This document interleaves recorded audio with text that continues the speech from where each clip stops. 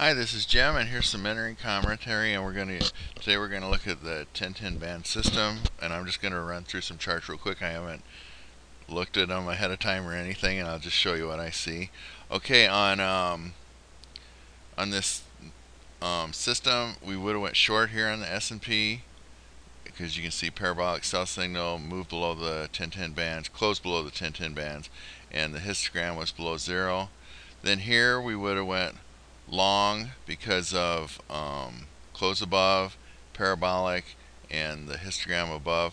Now this one, I know I've said a number of times, follow the rules and everything, but again, there is some room for flexibility on this, and once you get following it and see things happen often enough, you might fudge a little bit. On this one, I probably would have, on this S&P trade, it's such a beautiful W bottom and bullish divergence. I probably wouldn't necessarily waited for the parabolic to get hit on this one. I'd have to look at the numbers and see how far above it was. But this would be one that I would probably just go with a move above this bar's high. I hate to say that when I'm trying to teach a system, don't follow the rules, but it's kind of, this system could be traded without the parabolic. I just think the parabolic is something that helps visually, and a lot of times it will be right there. Matter of fact, most of the time it will be right there. So it's just that's kind of the way I have included it with the system. Is it's kind of one of those things. It's like, why not include it, because it's another confirmation thing. And the parabolic, I've noticed that over the years, for some reason, that parabolic is very accurate when it's the right time to get in and out of the market. Of course, on sideways, choppy, trending markets, the parabolic will chop you all to pieces.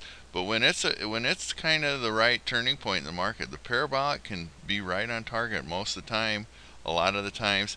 And so that's why I included it in this system. But you could trade this system with just the MACD and the 1010 bands. You could actually just make a system. If you wanted to make your own system, you could just follow a system with just the histogram crossing above and below the zero line. If you had, again, it's a lot of it's money management and how you enter and the rules you make. So you could even make a system where you just follow the bands. So this, you can take this and run with it basically. But I like the idea of using all three things. So now we'll take a look at cocoa real quick here. Okay, cocoa, we would have went along on this bar. It close above the bands, parabolic buy signal, histogram above zero. And this is one that I was talking about in an earlier video, or on a different video, I guess I should say, where once you get in the trade, then the stop is the last pivot low. And again, always make sure you go on the close. So we would have waited for this bar's close, and then we would have entered on the next day a move above this high, this bar's high, and then the stop's below the last pivot low. And then once you're in the trade, that's the trade. Just stick with it unless you're stopped out. And this is a good example of that, because then cocoa did come down and test the low, and we could have went short, and then we could have went back long, but I found out that that just gets more mentally confusing and everything. So the way I do it and the way I'm recommending it is just once you get in a trade, stick with it. Now again, there's nothing wrong with if you decide that once you go on a buy signal, if it goes on a sell signal, take that sell signal, and then if it goes back on a buy signal, take that buy signal, because you'll probably still make money with it that way. Matter of fact, you would if you did money management right and everything. So that is one of the things you could change from what I'm saying.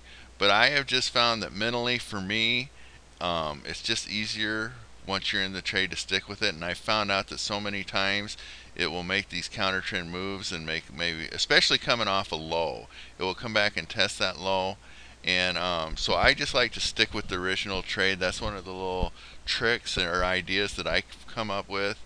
But you could also make this a trend following system that you took all the buys and sells with, because this would have been a sell signal if you would just forget the past market action here and just taken the close below the 1010 bands, the parabolic was on a sell, and the histogram is below zero. You could have sold into this, and there would have been nothing wrong with that, because it would have moved a little bit your way probably.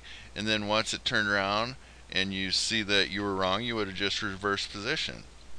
So some of this is just, you're just going to have to test it out and see how you like to do it. But the basic idea is to just, like on that last cocoa trade, if it comes off a low, take the buy signal and stick with it.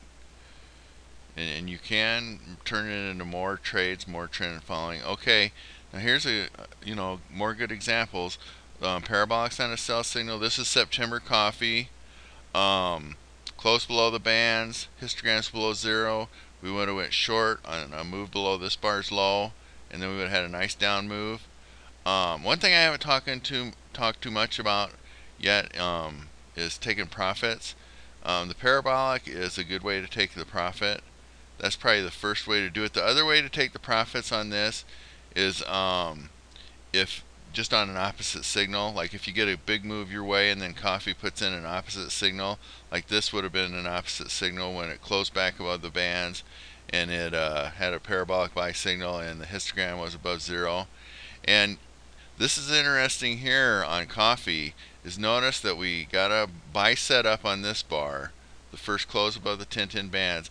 Then we would have went long the next day, and it slammed down, but see how it doesn't take out that pivot low? You will see this happen time and time again. That's why I'm really big on, the stop has to be below the last pivot low, because you'll find out these markets will do that. They'll slam down and they'll come like within just really close to stopping you out, and they won't do it. And then look at what trade we would have missed if we would have got stopped out of this. Like say if we would have tried to put our stop up half a bar up or a fourth a bar up or something. So to me, if the low is in, the low is in, and that's why the stop should go below that low. That's the way I look at that. Now, if you, again, I've mentioned on other videos too, that if you're trading a real, like coffee's a tough market because it's so expensive, but if you're trading something that's not very expensive, like if you just, if you were trading an ETF, like say if this was a silver chart, and you would just buy like 50 shares of silver, SLV, and I would even give it maybe down to here, maybe a little bit below the last pivot low.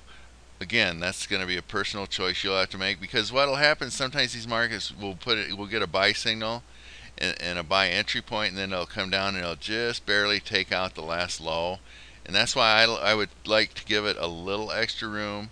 But really on the good trades, they'll move your way right away, so that would be a personal choice too. But again, as we follow this thing, we'll just kind of keep talking about it. I'll keep doing these commentaries, and you'll see the different things that happen as we go, and then you can make up your own mind how you want to handle different situations, because there's nothing wrong with, you don't have to trade it exactly like I do. I'm just showing you what I do.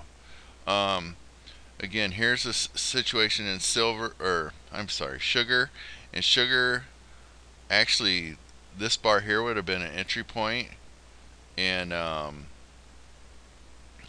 we would have got entered, and we would have put the stop at the last pivot low, and then we'd be in a good sugar trade here. Now, in reality, in the premium newsletter, what I did was I didn't want, we got profitable quick, and I didn't want to have a profitable trade turn into a loser, so I did bring the stop up really quick to below this bar's low, and we did get stopped out, so we got knocked out of this sugar trade. And again, that's what will happen sometimes when you don't follow the rules. That's why it's really better to just follow the rules and forget everything out. But this was one example when I just made the executive decision to just go ahead and not let that turn into a loss. And what I was actually planning on doing is, if it did slam down like this, and it did, I was going to get back long sugar over here. Now I ended up not doing it because we were in like a bunch of other trades, and I think sometimes you can just overwhelm yourself with too many trades. That's one reason why it's good to know how this works, because if you're taking my premium newsletter and you see the sugar trade and you want to take it, and I'm not putting it out in the newsletter, then you can just go ahead and take that trade. We were long all three grains, corn, beans, and wheat. We were long natural gas, and I knew a trade in gold was probably coming up, and I just felt like we were in enough different things that I didn't want to re-enter on sugar. We had a profit on it. But this is where, knowing the system, then you can trade whichever markets you want to trade. Okay, let's look at, we'll look at, I don't know what's a good one to look at. Let me think here. Well, corn's been a big market lately, so let's just go look at corn.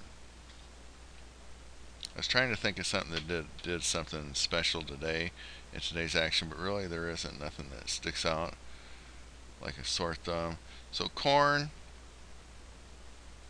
um, again, we would have went long over here, and then we would have held, and we would have stayed long, and then now here's the big story in corn right now is there's not a lot of rain.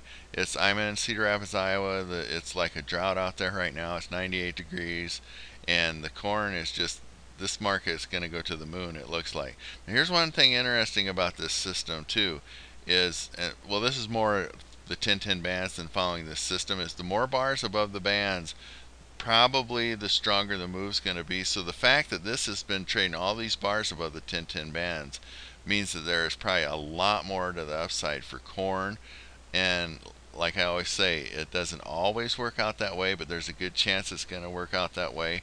So corn looks to have a lot to go for the upside. So when we start getting some pullbacks on this, we can start adding, and that will be something we'll look at in some different videos. But right now, corn looks much higher, and just the angle of the bars, the angle of the parabolics, the way the histogram made strong, huge momentum. You can just see that this momentum over here dwarfs this momentum.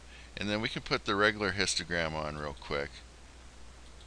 And again, with this system, you could use just the regular histogram too. I think the regular MACD, I'm sorry. The histogram, I think, is a little better because I think it shows what's going on a little better. But, and we got to put 912. For some reason, chart took out my numbers. I used 91226 here because that's the regular histogram, or the regular MACD, and the MACD that just came up was a little quicker as the one bar chart has. Now, you could use the regular MACD for this system, and if you like that better, go ahead, that's fine. But I think the histogram is a little better because I think it kind of shows you those turning points a little better. But this is just works the same way on this system. You would just use the red and green lines for the signal line. Red line above green, buy. Red line below green, sell. And you can see that the MACD, how it's spreading apart, that means strong momentum, strong upside momentum, and the red line is making new highs as corn moves higher. So usually markets don't peak on the highest momentum. So just that fact there tells us that there's a lot more upside in corn. So we'll wrap this one up. Thanks for listening to my video.